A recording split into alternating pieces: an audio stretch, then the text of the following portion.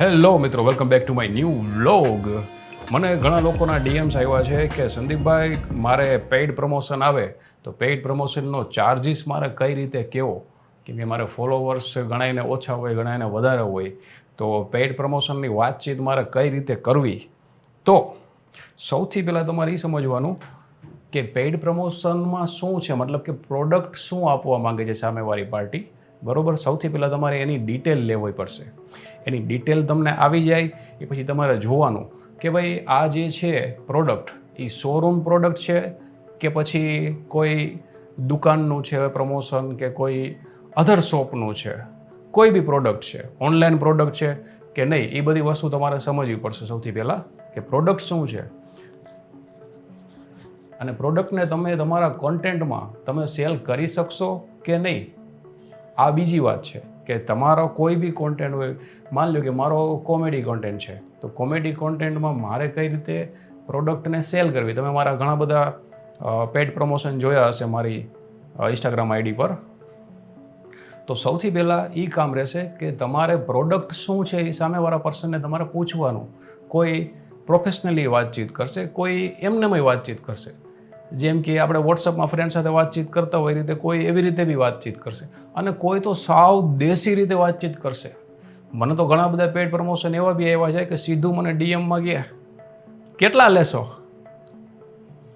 શેના કેટલા લેશો, આ કાંઈ વાતચીત કહેવાય. છતાંય આપણે એક જેન્યુન રીતે હું એમને રિપ્લાય આપતો કે ભાઈ હું આટલા લઉં છું અને અહીંયા સુધીની મારી રીચ છે અને મારા આટલા ફોલોવર્સ છે, તો હું આ રીતે વાતચીત કરતો. તો પેઇડ પ્રમોશન જે તમને આપશે એનું કાંઈ નક્કી નહીં કે તમારી સાથે કઈ રીતે વાતચીત કરે. જો પ્રોફેશનલ વાતચીત કરે તો એ તમારે વ્યવસ્થિત વાતચીત કરવાની. અને સાવ મેં તમને કીધું ને કે તમે કેટલા લેશો એ રીતે આવે તો બી તમારે તો શાંતિથી જ વાતચીત કરવાની રહેશે, સમજ્યા. બીજું કે બધાને ફોલોવર્સ છે ને ઉપર નીચે હોય, કોઈના 10,000 હોય, કોઈને 20,000 હોય, કોઈને 1 લાખ હોય, 50,000 હોય, 1.5 લાખ હોય, બધાને અલગ અલગ.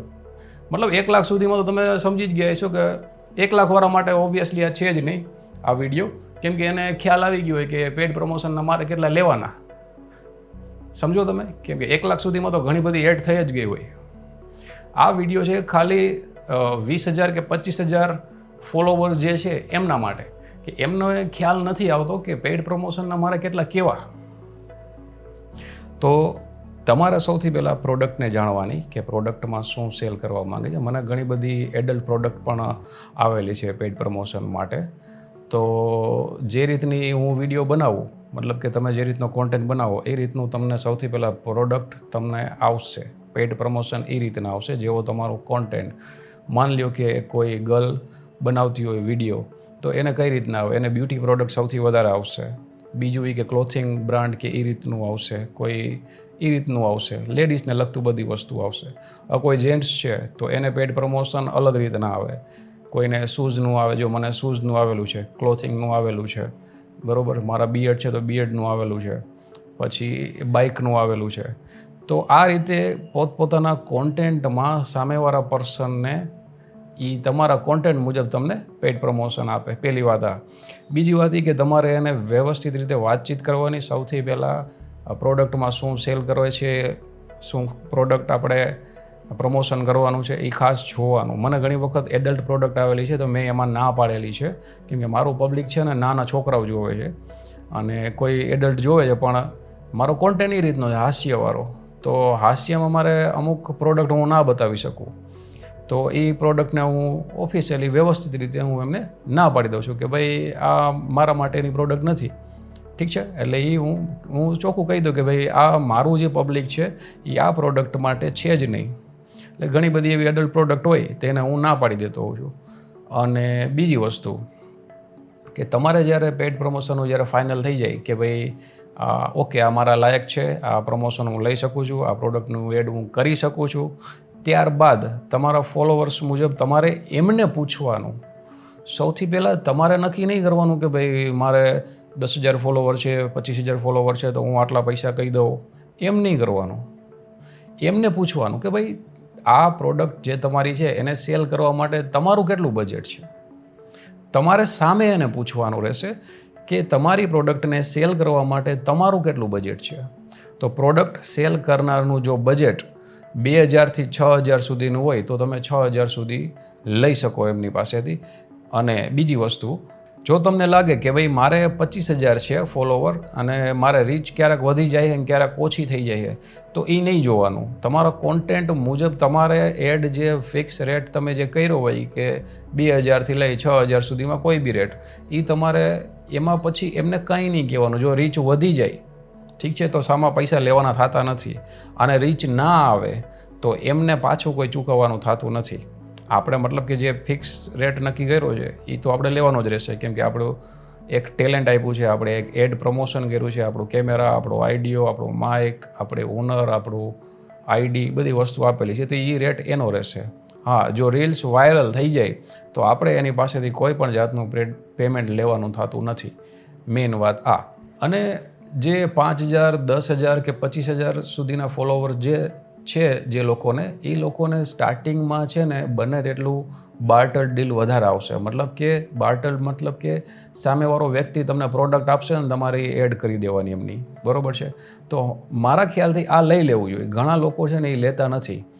ઘણા લોકો એમ વિચારે છે કે મારે પૈસા જોઈએ છે, મારે કેશ પેમેન્ટ જોઈએ છે, મારા ખાતામાં જોઈએ છે, તમે મારું પેમેન્ટ આપી દો, મારે તમારી પ્રોડક્ટ નથી જોતી.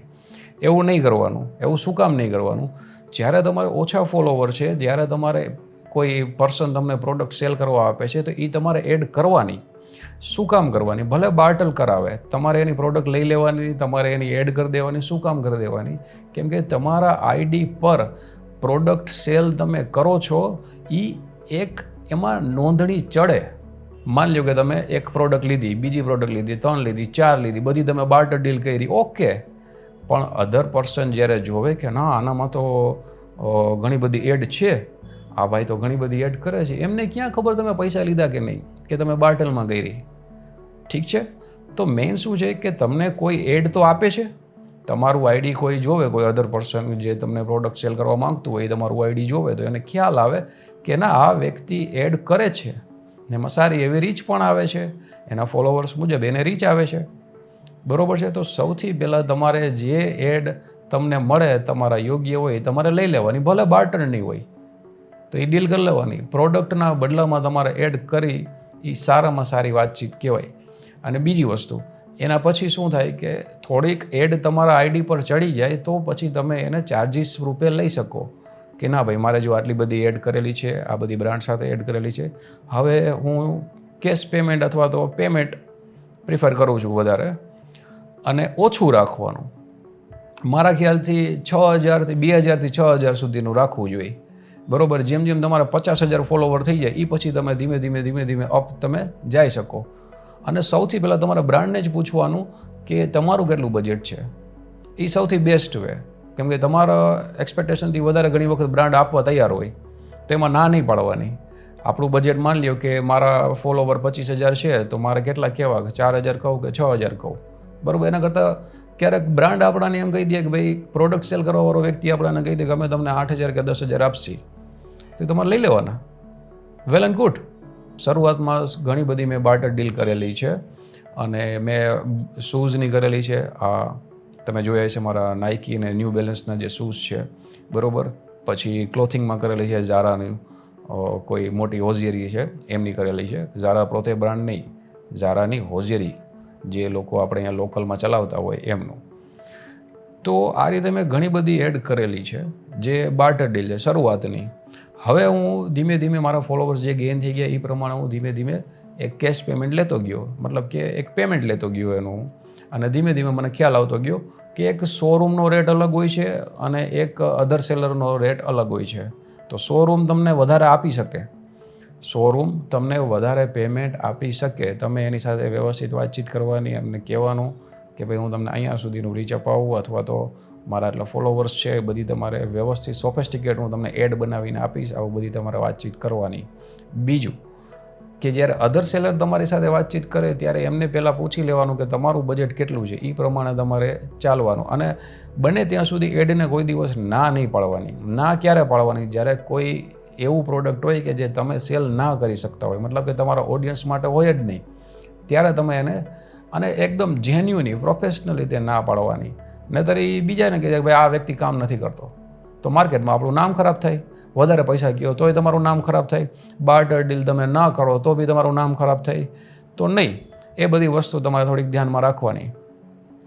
તો આઈ હોપ કે તમે પેઇડ પ્રમોશનનું સમજી ગયા હશો કે ફોલોવર્સ પ્રમાણે તમને જે રીતની એડ આવશે એ પ્રમાણે તમારે સૌથી પહેલાં ક્લાયન્ટને પૂછી લેવાનું કે ભાઈ તમારું બજેટ કેટલું છે, ત્યાંથી તમારે વાતચીત કરી અને આગળ તમારે ચલો.